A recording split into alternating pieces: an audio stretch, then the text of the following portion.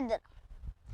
Lailatul qadri khairum min alfi syahr.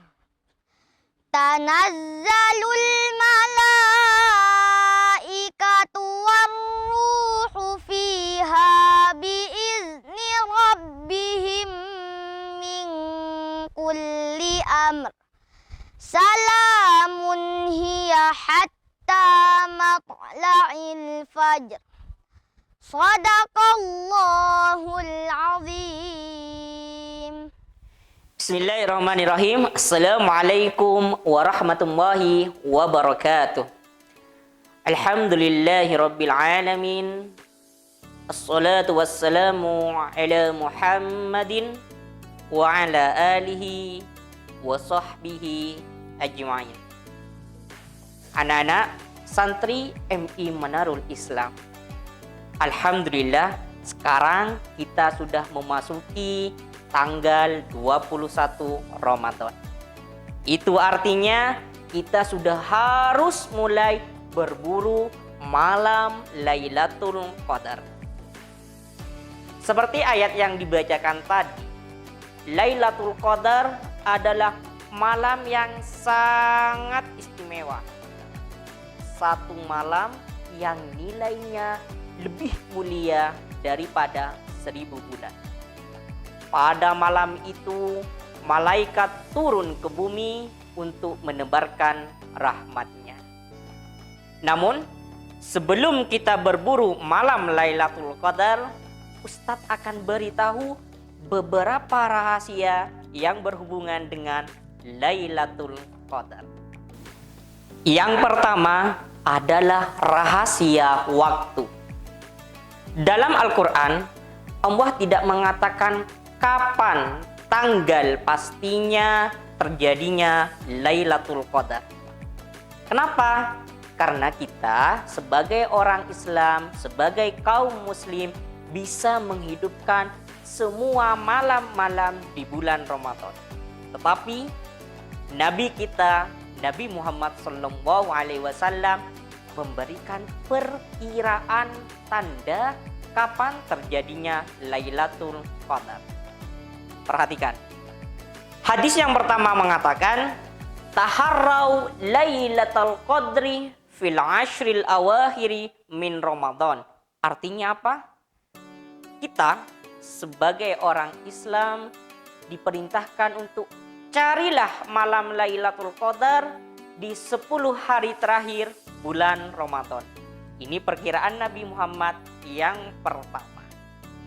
Yang kedua, Nabi bersabda lagi, taharrau Lailatul Qadri fil witri minal ashril awakhiri min Ramadan.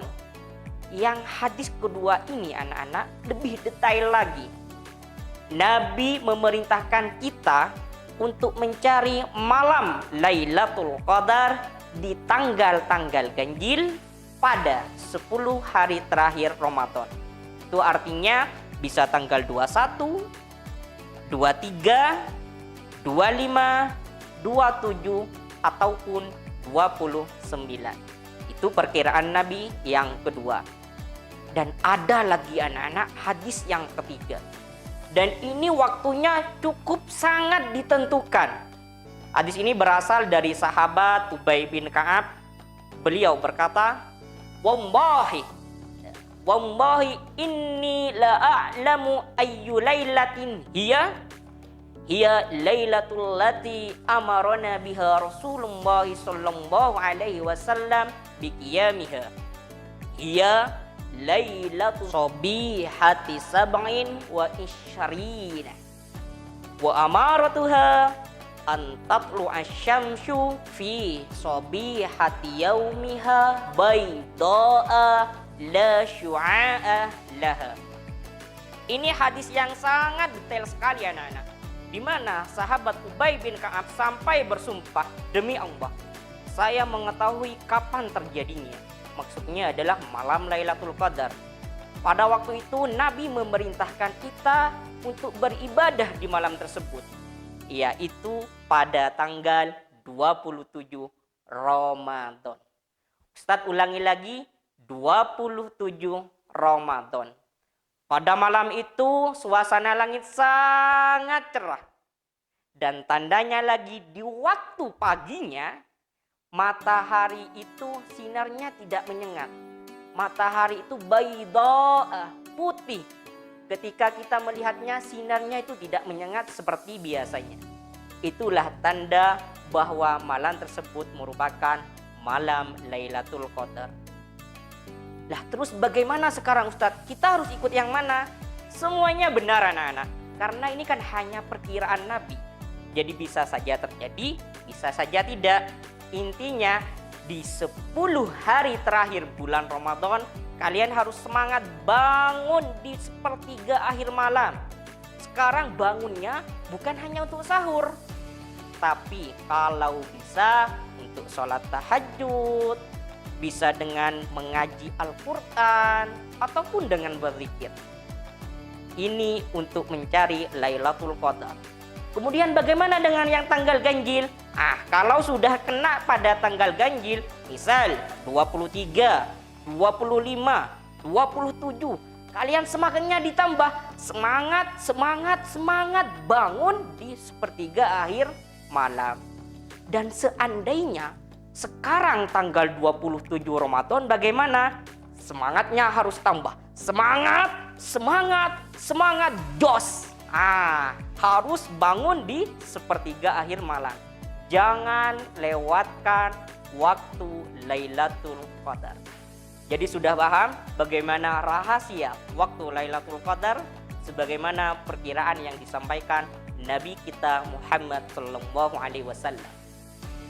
Yang kedua anak-anak, ada rahasia doa. Ada doa khusus yang diajarkan Nabi pada waktu Lailatul Qadar. Dengarkan dan ikuti Ustaz. Allahumma innaka afuwun tuhibbul afwa fa'fu anni. Ustaz ulangi lagi. Allahumma innaka afuwun tuhibbul afwa fa'fu anni. Itulah doa khusus yang diajarkan Nabi kita. Lah sekarang anak-anak, sebelum kita menggapai Idul Fitri, ada satu kewajiban yang wajib kita laksanakan sebagai seorang muslim. Apa itu? Zakat fitrah. Kita sebagai orang muslim, laki-laki atau perempuan, wajib membayar zakat fitrah. Sebagaimana Nabi bersabda, farada Rasulullah sallallahu alaihi wasallam zakatal fitri. Ini merupakan landasan bahwa zakat fitrah itu hukumnya wajib. Kenapa ya Ustadz? Kok kita harus membayar zakat fitrah? Gini anak-anak, zakat fitrah itu dibayarkan untuk membersihkan jiwa kita, membersihkan dari sifat-sifat tercela, membersihkan dari sifat-sifat dosa kita. Makanya hukumnya zakat fitrah itu wajib. Lah, zakat fitrah ini anak-anak dibayarkan dalam bentuk makanan pokok. Jadi kalau di negara kita yang dibayarkan adalah dalam bentuk beras. Ingat, sebelum kita mencapai Idul Fitri, jangan lupa bayarkan zakat fitrah kalian. Dan yang terakhir anak-anak, saat kita mencapai hari Idul Fitri, apa yang harus dilakukan? Ada adabnya. Biar Idul Fitri kalian bernilai pahala, biar Idul Fitri kalian tidak hanya sekedar makan, salam-salaman, ada adab yang dicontohkan oleh Nabi Muhammad sallallahu alaihi wasallam. Yang pertama, saat malam 1 Syawal, kalian sudah dianjurkan untuk mengumandangkan takbir. Jadi, mulai matahari terbenam di malam 1 Syawal, takbir sudah mulai dikumandangkan sampai menjelang sholat Idul Fitri. Yang kedua, sebelum melaksanakan sholat Id, pastikan kalian berada dalam keadaan mandi. Mandi di sini hukumnya sunnah. Setelah mandi, pakailah wangi-wangian. Pakailah minyak yang paling bagus yang kalian punya. Setelah itu, pastikan menggunakan pakaian yang paling bagus. Ingat, bukan pakaian yang paling mahal, bukan pakaian yang paling baru, tapi pakaian yang paling bagus. Itu adab yang kedua. Yang ketiga, saat kalian hendak berangkat ke masjid, jangan lupa makan terlebih dahulu. Jadi Nabi dulu tidak berangkat ke masjid untuk sholat Id sebelum beliau memakan kurma. Jadi kalau kalian mau mengikuti Nabi, makan dulu kurma. Minimal dalam hitungan ganjil. Boleh dalam 3 kurma. Yang keempat, jalan kaki menuju masjid. Jadi kalau bisa masjidnya dekat, lebih baik jalan kaki saja. Yang kelima, jika kalian berangkat ke masjid, usahakan jalan yang dilewati antara berangkat dan pulang berbeda. Contohnya, kalau kalian berangkatnya dari barat, maka pulangnya dari timur. Kenapa Ustadz? Sunnah. Jadi kalau kalian mengikuti ini, kalian mendapatkan pahala. Kenapa? Karena sudah meneladani sikap atau perbuatan Nabi. Dan yang terakhir, jika kalian sudah selesai melaksanakan sholat Id, dianjurkan untuk mengucapkan tahniah. Selamat. Bisa dalam ungkapan taqabbalallahu minna wa minkum.